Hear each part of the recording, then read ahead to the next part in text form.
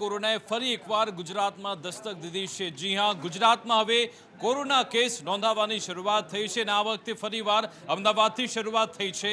અમદાવાદમાં કોરોનાના કેસ નોંધાવાની શરૂઆત થઈ છે। ખૂબ જ આ ચિંતાજનક સમાચાર છે। લોકોએ ધ્યાન રાખવાની ખૂબ જ જરૂરિયાત છે, કારણ કે ગુજરાતમાં ફરી એકવાર કોરોનાએ દસ્તક દીધી છે। સ્વાઇન ફ્લૂ સાથે કોરોનાની દસ્તક છે, જેમાં અમદાવાદમાં 2 લોકો હાલ સિવિલ હોસ્પિટલમાં સારવાર હેઠળ છે।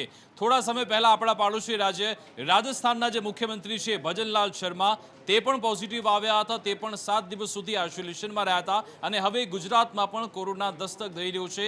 એક જે સ્વાઇન ફ્લૂનો દર્દી છે તે તો હાલ વેન્ટિલેટર પર રાખવામાં આવ્યો છે।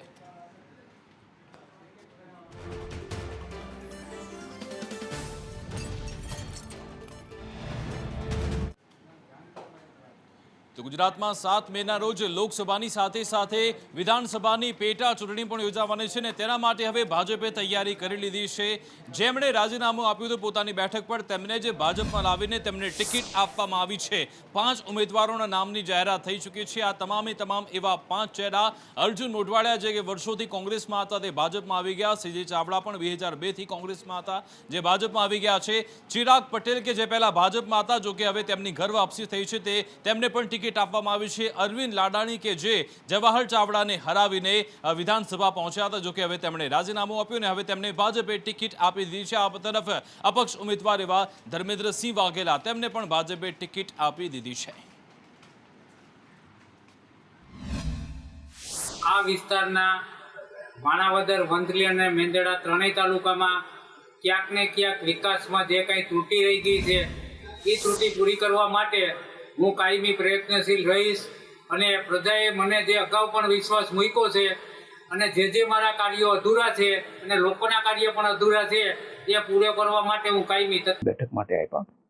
એટલે આ બંને બેઠકો છે રેકોર્ડ બ્રેક લીડથી જીતીને જે વડાપ્રધાનશ્રીનો જે સંકલ્પ છે વિકસિત ભારત બનાવવાનો, એ સંકલ્પને સાકાર કરવા, વિકસિત ગુજરાત અને વિકસિત પોરબંદર બને, એ માટે અમે સાથે મળીને બધા જ ભારતીય જનતા પાર્ટીના કાર્યકરો, પાટીલ સાહેબે મારી ઉપર જે ભરોસો મૂકી અને ખંભાત વિધાનસભાની ટિકિટ જે મને આપી છે, એ બદલ હૃદયપૂર્વક તમામનો હું ખૂબ આભાર માનું છું અને ખંભાતની જાહેર જનતાની સેવાની તક કરવાનો મોકો આપ્યો છે, બદલ ફરીથી આભાર। ભારતીય જનતા પક્ષના આગેવાનો અને તમામ ટીમ અને કોંગ્રેસમાંથી મારી સાથે જોડાયેલા તમામ કોંગ્રેસના આગેવાનો જે ભાજપમાં સંમિલિત થયા છે, એ બધા એક થઈને ગામે ગામ જિલ્લા પંચાયતની સીટ વાઇઝ બેઠકો પણ કરી લીધી છે અને ગામે ગામથી એવો આવકાર છે કે ના ભૂત।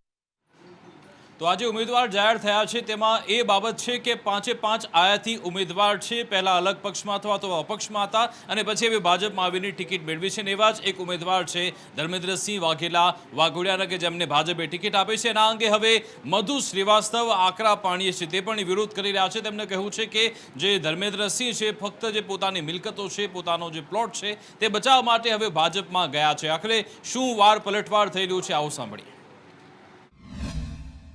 એક વર્ષના દરમિયાનમાં એમને કંઈ કોમેટા કે કંઈ જમીન લીધી હશે એવું કંઈ સાંભળ્યું છે, ત્યાં એમનો ફોટો વાપર્યો છે। બાકી કોઈ વિકાસના કામો કર્યા નથી વાઘોડિયાના। એમને મિલકત બચાવી છે, પોતાને બચાવવું છે, ગુનાઓ કર્યા છે, ગુનાઓને અંદર તો ચોખ્ખું થવા માટે વોશિંગ મશીન ભાજપે મેક્યું છે, એટલે ભાજપ વોશિંગ મશીનમાં જાઓ એટલે ક્લિયર થઈ જાય અને નિર્દોષ છું। પૂર્વ ધારાસભ્ય શ્રી પહેલાં પણ ચૂંટણી લડ્યા છે। મારી સામે 2022માં એમને પોતાની ડિપોઝિટ પણ ગુમાવેલી છે। એટલે જેને પણ આવવું હોય, આ લોકશાહી છે, તમે ચૂંટણી લડવાની કોઈને ના પાડી શકો, પણ જેને કોઈ આવવું હોય એ આવે।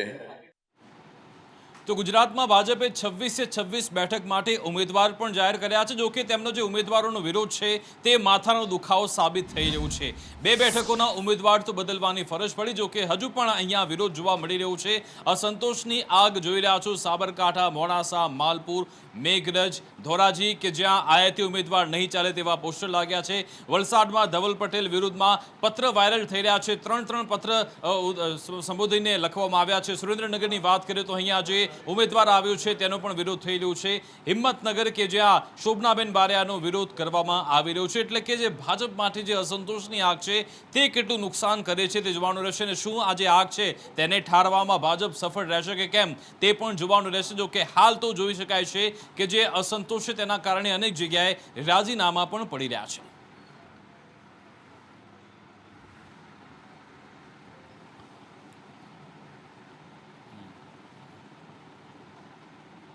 સાબરકાંઠા લોકસભા બેઠક પર ભાજપે મહિલા ભાજપ કાર્યકર ન હોવા છતાં પણ ટિકિટ આપવામાં આવતા હવે શોભનાબેનનો વિરોધ થઈ રહ્યો છે. કાર્યકરોનું કહેવું છે કે જેમની પાસે સભ્યપદ જ નથી તેમને કેમ ટિકિટ આપવામાં આવી રહી છે. શોભનાબેન બારૈયા કે જે મહેન્દ્રસિંહ બારૈયાના પત્ની છે, મહેન્દ્રસિંહ બારૈયા ચોક્કસથી ભાજપમાં આવી ચૂક્યા છે. જો કે શોભનાબેને ભાજપનું સભ્યપદ લીધું નથી, તે છતાં પણ તેમને ટિકિટ આપવામાં આવતા ઠેર ઠેર વિરોધ થઈ રહ્યો છે. શોભનાબેન કોંગ્રેસના છે, અવરાજ બીજેપી ઇન્વોલ્વ થયેલા છે, અને એમને જ આ સંગઠને તદ્દન ખોટો નિર્ણય લીધો છે. આ ટિકિટ આલી એ તદ્દન ખોટી આલી છે. અમને રિપીટ ના કરે તો અમે ચૂંટણીનો પણ બહિષ્કાર કરીશું. આવેલો ઉમેદવાર શોભનાબેન બારૈયા જે ખરેખર ભારતીય જનતા પાર્ટીમાં કોઈ દિવસ જોડાયેલા જ નથી અને છેલ્લા 1.5 વર્ષથી જે કોંગ્રેસમાંથી આવેલા છે અને 2-3 દિવસ પહેલાં સ્કૂલમાં રાજીનામું મૂક્યું છે, અને એમાંથી એમને ટિકિટ જો આપવામાં આવતી હોય તો છેલ્લા 25-30 વર્ષથી કામ કરતો ભારતીય જનતા પાર્ટીનો કાર્યકર્તા ખરેખર ખૂબ લાગણી અને ખૂબ દુઃખ અનુભવે છે કે પાયાના કાર્યકર્તા કોણ? પાયાના કાર્યકર્તામાં જો ઠાકોર ભીખાજી ઠાકોરને ટિકિટ મળી હોય તો નરેન્દ્રભાઈને બી ઓખો ખોલી અને કોણ બિલકુલ સાફ કરી દેવા જોઈએ. અને આ ટિકિટ જો આ મારી જૂટવી લીધી તો અમે જૂટવી લઈએ, એમાં કોઈ ફેર નથી. નવા વ્યક્તિને ટિકિટ આપવું ન ચાલે અને તેની સાથે જ વિરોધ થઈ રહ્યો છે. તેવામાં હવે જે શોભનાબેન બારૈયા છે તે કાજ થોડા ડેમેજ કંટ્રોલ મોડમાં આવી ગયા છે. તેમણે કહ્યું છે કે જેમને પણ મારા સામે નારાજગી છે, જેમને પણ વિરોધ છે, તેમની સાથે હું વાતચીત કરવા તૈયાર છું. જે ઉગ્ર વિરોધ જોવા મળી રહ્યો છે તેને ખાળવા માટે હવે શોભના બારૈયા તમામ લોકો સાથે, જે નારાજ લોકો છે તેમની સાથે વાતચીત કરશે. મને ટિકિટ આપી ભારતીય જનતા પાર્ટીમાંથી લોકસભાના ઉમેદવાર તરીકે જ્યારે એમણે મારા ઉપર આશીર્વાદ વરસાવ્યા ત્યારે મને ખૂબ કાર્યકર્તાઓ અને મારી પ્રિય જનતાએ મને ખૂબ આશીર્વાદ આપ્યા. રાજ્ય લેવલથી એવું કોઈ સૂચન મને મળ્યું નથી, અને સંગઠન જે કામ કરતું હશે એમાં મારી જરૂર જણાશે તો હું મળીશ અને બધાના આશીર્વાદ લઈશ, બધાને પ્રેમથી મળીશ. ઠાકોર સમાજમાંથી મને જ્યારે ટિકિટ આપવામાં આવી છે તો ઠાકોર સમાજ જ નહીં પણ સમગ્ર જનતાએ મારા ઉપર આશીર્વાદ વરસાવ્યા છે. હું 18 વર્ણને સાથે લઈને ચાલવાની છું. તો શોભનાબેન કહી રહ્યા છે કે હું 18 વર્ણને સાથે લઈને ચાલનારી છું. જોકે અહીંયા ભાજપ સંગઠનમાં જ તેમના નામનો વિરોધ થઈ રહ્યો છે. જોકે હવે ગાંધીનગર સુધી પણ આ અંગે રજૂઆત કરવામાં આવી ચૂકી છે, કારણ કે હજુ પણ અસંતોષની જ્વાળા અહીંયા યથાવત જોવા મળી રહી છે.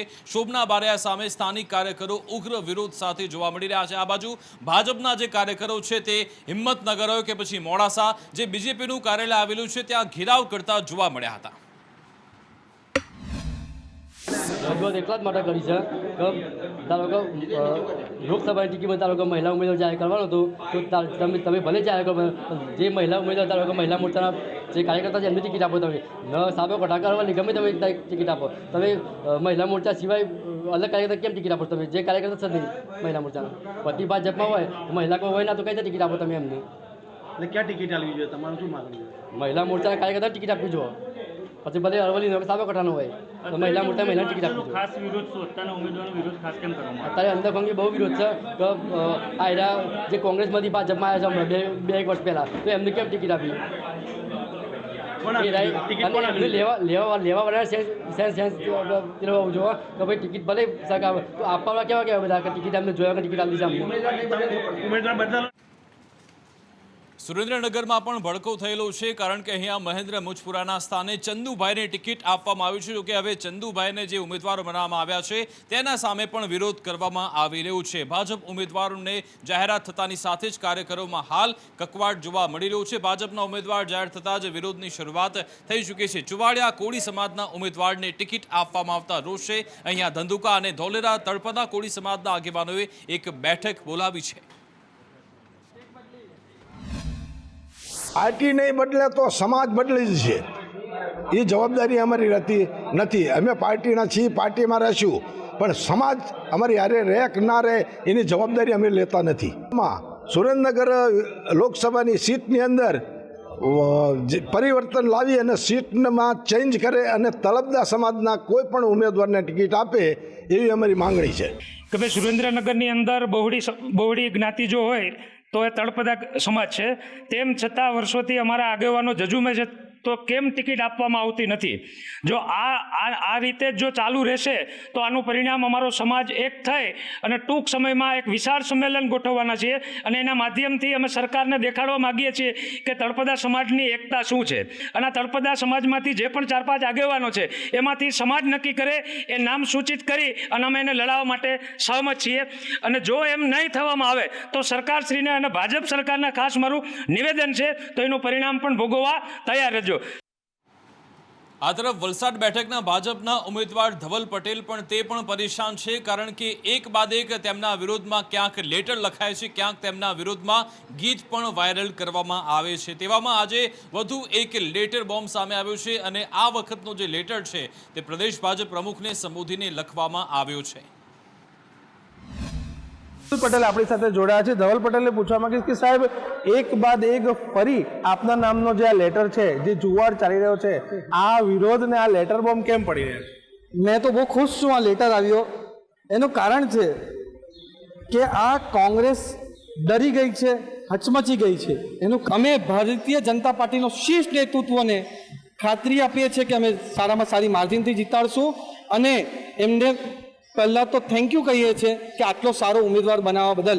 એ દરેક ગામડાઓમાં વલસાડ લોકસભામાં લાગ્યું છે, એટલે જે દુષ્પ્રચાર ચાલતો હતો એ અહીંયાના વલસાડના લોકસભાના લોકોએ એનો મુંહતોડ જવાબ આપ્યો છે. આ ખાલી ફક્ત ને ફક્ત કોંગ્રેસ ડરી ગઈ છે, જે અમને સમર્થન મળી રહ્યું છે એના કારણે જ એ લોકો લેટર વાયરલ કરી રહ્યા છે, તાકી એ લોકોને એવું છે કે ભારતીય જનતા પાર્ટી પ્રેશરમાં આવીને ઉમેદવાર બદલી દેશે. પણ આ ભારતીય જનતા પાર્ટી છે, અમારા CR પાટીલ સાહેબ છે અને મોદી સાહેબ છે, એ પૂરેપૂરી રીતે મક્કમ છે અને એમને વિશ્વાસ છે કે વલસાડ લોકસભા સીટ અમે 5 લાખની માર્જિન સાથે જીતવાના છે. જાવેદ ખાન, સંદેશ ન્યૂઝ, વલસાડ.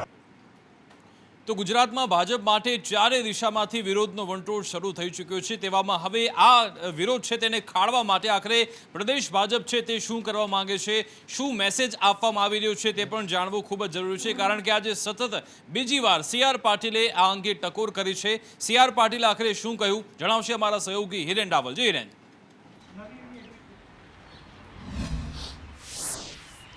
પ્રદેશ કાર્યાલય કમલમ ખાતે આજે તમામ જિલ્લાના અધ્યક્ષ, પ્રભારી, સાંસદના ઉમેદવારો છે એમની અને અન્ય કેટલાક આગેવાનોની બેઠક હતી. આ બેઠકમાં અત્યાર સુધીની ભારતીય જનતા પાર્ટીની તૈયારીઓ અને ચૂંટણી પ્રચારની અને રાજકીય બાબતો પર સમીક્ષા કરવામાં આવી હતી.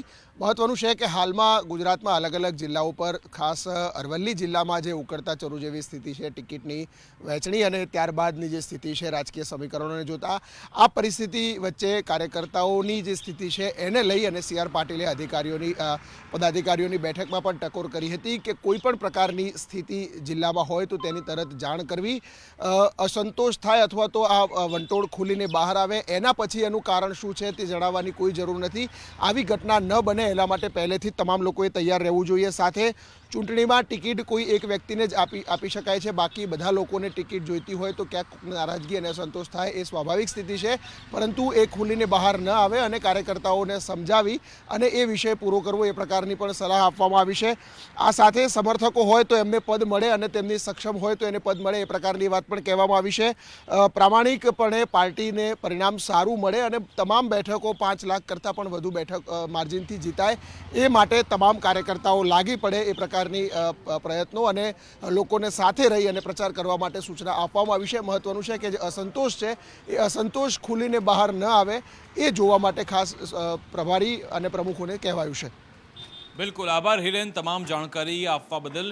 સાથે સાથે હવે અહીંયા ગુજરાતમાં ત્રીજી જે પાર્ટી છે ઓવેસીની, તેની ખૂબ ચર્ચા થતી નથી. જો કે હવે ઓવેસીની પાર્ટી તરફથી AIMIM તરફથી કહેવામાં આવી રહ્યું છે કે અમે પણ લોકસભા ચૂંટણી લડવાના છીએ. 3 એવી બેઠકો છે જેના પર AIMIM ગુજરાત લોકસભામાં પોતાના ઉમેદવાર ઉતારી શકે છે. જે સાબિર કાબલીવાલા છે ગુજરાત પ્રદેશ અધ્યક્ષ છે AIMIMના, તેમણે પણ કહ્યું છે કે અમે ઉમેદવાર ઉતારીશું અને ચૂંટણી લડીશું. લોકસભાની ચૂંટણી પહેલા હવે ઓવેસીની પાર્ટી પણ ગુજરાતમાં ઝંપલાવશે, લોકસભાની ચૂંટણીમાં પણ ઝંપલાવશે અને 2 બેઠકો પર ગુજરાતમાંથી ચૂંટણી લડવાનું નક્કી કરવામાં આવ્યું છે. અચાનક ચૂંટણી લડવાનું મૂડ બનાવી લીધો છે. બનાવ્યું હતું અને 2 સીટ એટલે કે એક તો કદાવર નેતા અમિત શાહ છે, એક એમની સામે, અને બીજી ભરૂચ નેતાની સીટ છે એ બી એક કદાવર નેતા અહેમદ પટેલની સીટ જે હતી અને એ કોંગ્રેસની સીટ હતી. કોંગ્રેસે એ સીટ આપ પાર્ટીને આપી દીધી અને એ આપ પાર્ટીને આપી અને અહેમદ પટેલનો જે ગઢ છે, એમની દીકરી અને એમના દીકરા લડવા માંગતા હતા, એમને ટિકિટ ના આપી અને એ ગઢ એમનું તોડી નાખ્યું. તો આ ગઠબંધનમાં તો ચૈતર વસાવાને સીધો જ ફાયદો થશે એવું માની શકાય? ના, ચૈતર વસાવાનો ફાયદો કઈ રીતે થશે? ના થાય. તો ભરૂચ એક એવી બેઠક રહેવાની છે કે જ્યાં 4 પાર્ટીઓના ઉમેદવારો જંગ લડવાના છે. જી હા, ભાજપ અને આમ આદમી પાર્ટી તો છે જ, પરંતુ હવે એઆઈએમઆઈએ સ્પષ્ટ કર્યું છે કે અમે લડીશું. સાથે સાથે છોટુ વસાવે પણ એક નવી પાર્ટીની સંરચના કરી છે. આજે તેમણે તેની સ્થાપના કરી હતી. ભારતીય આદિવાસી સેના તેમણે બનાવી છે, કારણ કે તેમના જે પુત્ર છે મહેશ વસાવા તે ભાજપમાં જોડાઈ ગયા છે. એટલે કે હવે ભરૂચ બેઠક પર 4 પાર્ટીઓ આમને સામને રહેશે. અમારું એક સંગઠન જે ભારતમાં ભારત આદિવાસી સેના નામનો જે સંગઠન અમે આજે બનાવ્યું છે એની સ્થાપના કરી છે. સ્થાપના એટલા માટે કરવી પડે છે કે વિદેશી તાકાતો અને બીજી ઇન્ટરનલ જે તાકાતો છે ટ્રાઇબલને લૂંટી ખાવાની, એની સામે રક્ષણ કરવા માટે આજે અમે એની સ્થાપના કરી છે. અમે કોઈ પણ મોરચે એ લોકોની સામે લડી લેવા તૈયાર છે. આવા જે પરિબળો છે, જે સાંપ્રદાયિક તાકાતો છે, એને રોકવા માટે અમારું આ સંગઠન બનાવ્યું છે. આવા ગધેડા ઘોડાઓની સરકાર અમને નથી જોઈતી. વાત કરીએ બનાસકાંઠાની, જ્યાં કોંગ્રેસનો ઉમેદવાર છે જ્ઞાનીબેન ઠાકોર અને ભાજપના ઉમેદવાર છે રેખાબેન ચૌધરી. જો કે છેલ્લા ઘણા દિવસોથી આપણે જોઈએ છે કે જ્ઞાનીબેન ઠાકોર છે રેખાબેનની જગ્યાએ શંકર ચૌધરી પર સીધા જ પ્રહાર કરી રહ્યા છે. આજે ફરી એકવાર તેમણે શંકર ચૌધરી પર પ્રહાર કર્યા હતા. તેમણે કહ્યું હતું કે કોઈ બહારના દાદાને અમે અહીંયા ફાવા દઈશું નહીં. જો કે આશ્ચર્યજનક રીતે આજે તેમણે અહીંયાના જે સાંસદ છે પરબત પટેલ તેમના વખાણ કર્યા હતા. આખરે શું કહ્યું તેમણે શંકર ચૌધરી વિશે અને પરબત પટેલ વિશે તે સાંભળીએ. જ્યાં પ્રજાના પ્રતિનિધિઓ ક્યાંક ને ક્યાંક અન્યાય કરે અથવા ન કરે તો એના માટે કરીને વહીવટી આખી સિસ્ટમ પ્રજાના પૈસે ઉભે કરેલી છે.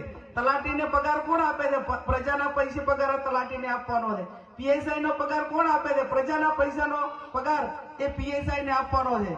ઘણા પ્રતિનિધિઓ તો એવા ચૂંટાય કે જાણે પોતાનો એક વટ પાડવાને સ્ટેટસ ઊભું કરવા માટે કરીને આખું વહીવટી તંત્ર લઈને કાફલો, જેમ બોલો વરરાજાનો વરઘોડો નીકળ્યો હોય ને એમ ગામડે ગામડે તલાટીથી કરીને, ટીડીઓથી કરીને, મામલતદારથી કરીને, પોલીસ વાળાને બધાને ઈ જાય બધે ગામડામાં લઈને જાય. એટલે તાલુકા કક્ષાએ બધી ઓફિસો રેડી પડી હોય.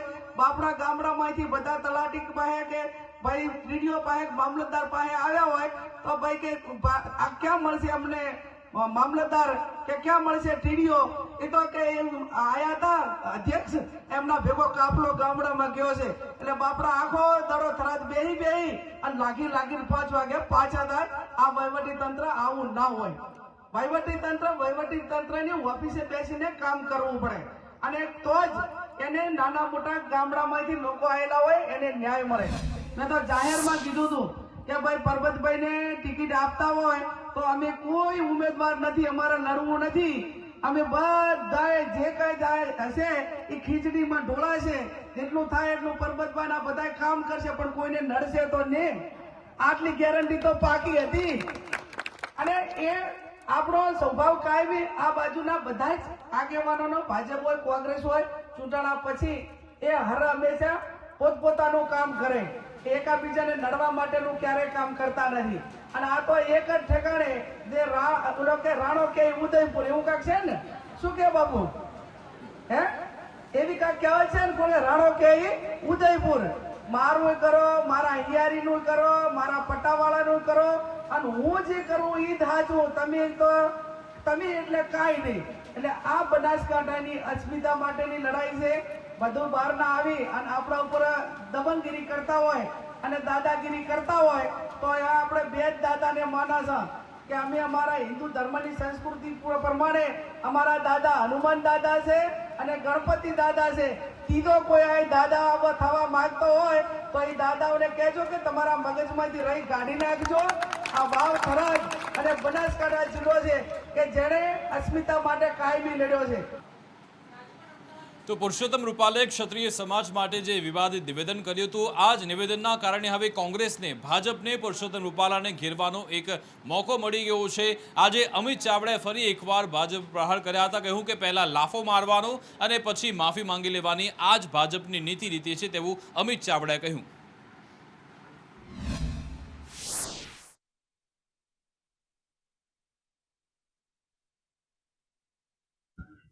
પહેલા ગાળ બોલવાની, પછી માફી માંગવાની, પહેલા લાફો મારવાનો, ફરી માફી માંગવાની, પહેલા અપમાનિત કરવાના અને ફરી માફી માંગવાની. એ ભારતીય જનતા પાર્ટીના નેતાઓને ખૂબ સારી રીતે આવડી ગયું છે.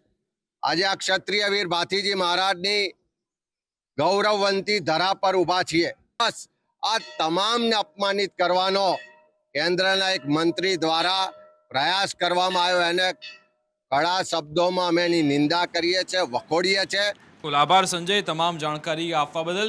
આ તરફ હવે સ્ત્રીઓના અપમાનનો મુદ્દો પણ રાજનીતિમાં ગરમાઈ રહ્યો છે, કારણ કે હિમાચલ પ્રદેશથી મંડી બેઠકથી કંગના રણાવતને ટિકિટ આપવામાં આવી છે. જો કે આ અંગે જે કોંગ્રેસના રાષ્ટ્રીય પ્રવક્તા છે તેમણે એક વિવાદિત પોસ્ટ કરી હતી, તે મામલો હવે ગરમાયેલો છે અને હવે જે આ અંગે હવે રાજકારણ ગરમાઈ રહ્યું છે. કંગના રણાવતે પણ આજે તેનો જવાબ આપ્યો હતો. શું કહેવામાં આવ્યું છે કંગના રણાવત તરફથી અને કેવી રાજનીતિ આ મામલે ગરમાયેલી છે, જણાવશે અમારા સહયોગી કિન્નરી. જી કિન્નરી. બિલકુલ વિકાસ, હવે જ્યારે લોકસભાની ચૂંટણીઓ જાહેર થઈ ચૂકી છે, કંગના રણાવતને હિમાચલ પ્રદેશના મંડીથી ટિકિટ આપવામાં આવી છે લોકસભાની ચૂંટણી માટે થઈને, ત્યારે હવે વિવાદ શરૂ થયા છે. કોંગ્રેસના રાષ્ટ્રીય પ્રવક્તા સુપ્રિયા શ્રીનેત કે જેમના એક્સ પોસ્ટથી એક વિવાદ સર્જાયો છે, તેમણે સોશિયલ મીડિયા ઉપર એક અભદ્ર પોસ્ટ કરી કંગના રણાવતના ફોટાની સાથે, અને આની ઉપર જ વિવાદ થયો છે. અભદ્ર જે શબ્દો વાપરવામાં આવ્યા તેને લઈને હવે રોષ પ્રવર્તી રહ્યો છે. મહત્વપૂર્ણ છે કે કંગના રણાવતે પણ આનો જવાબ આપ્યો છે. તેણે કહ્યું છે કે પોતાની 20 વર્ષની કરિયરની અંદર તેણે અલગ અલગ મહિલાઓના અલગ અલગ કિરદારો નિભાવેલા છે, ચાહે મણિકર્ણિકા હોય કે પછી ક્વીનની રાણીનું કિરદાર હોય. અલગ અલગ કિરદારોમાં કંગના રણાવત જોવા મળી છે. ત્યારે મહિલાની ડિગ્નિટી, મહિલાની ગરિમા જાળવવી જરૂરી છે તેવું કંગના રણાવત દ્વારા કહેવામાં આવ્યું છે. આ ઉપરાંત જો વાત કરવામાં આવે, અન્ય એક નેતા HS આહિર દ્વારા પણ અભદ્ર પોસ્ટ કરવામાં આવી છે અને હવે રાષ્ટ્રીય મહિલા આયોગ દ્વારા ચૂંટણી પંચમાં ફરિયાદ પણ કરવામાં આવી છે આ બંને વિરુદ્ધ. અમેરિકાથી સમાચાર કે જ્યાં નદીમાંથી એક જહાજ પસાર થઈ રહ્યું હતું. જો કે અહીંયા જે ગંભીર બેદરકારી સામે આવ્યું છે કે આ જહાજ છે તે ઉપર જે પુલ છે તેની સાથે ટકરાઈને અનેક લોકો હાલ ઇજાગ્રસ્ત થયા છે અને મોટી દુર્ઘટના અહીંયા અમેરિકામાં સર્જાઈ છે. અમેરિકાના કયા વિસ્તારમાં દુર્ઘટના સર્જાઈ છે અને આખરે કઈ રીતે આ દુર્ઘટના બની હતી, જણાવશે સહયોગી ધવલ માકડિયા. જી ધવલ. જે વિકાસ, અમેરિકાના મેરીલેન્ડમાં એક ફ્રાન્સિસ જહાજ પસાર થઈ રહ્યું હતું અને પલાટ્સ્કો નામની એક નદી છે એની અંદરથી પસાર થઈ રહ્યું હતું. 1977માં બનેલો આ બ્રિજ હતો, જેની સાથે ટકરાયાના પળવારમાં જ સમગ્ર બ્રિજ તૂટી પડ્યો હતો અને બ્રિજની ઉપર જે કાર ચાલકો નીકળી રહ્યા હતા એ પાણીમાં અને નદીમાં ડૂબી ગયા છે. મહત્વનું છે કે જહાજ એ પુલ સાથે ટકરાયા બાદ જહાજમાં પણ ખૂબ મોટી આગ લાગી હતી અને જહાજ પણ નષ્ટ થયું હતું. ફ્રાન્સિસ બ્રિજ, જે લગભગ અમેરિકાનું રાષ્ટ્રગીત લખનાર વ્યક્તિના નામ પર આ બ્રિજ બનાવવામાં આવ્યો હતો 1977માં. અને જે દુર્ઘટના આપ વિઝ્યુઅલમાં જોઈ શકો છો કે જહાજ અથડાયાની પળવારમાં જ સમગ્ર બ્રિજ તૂટી પડે છે.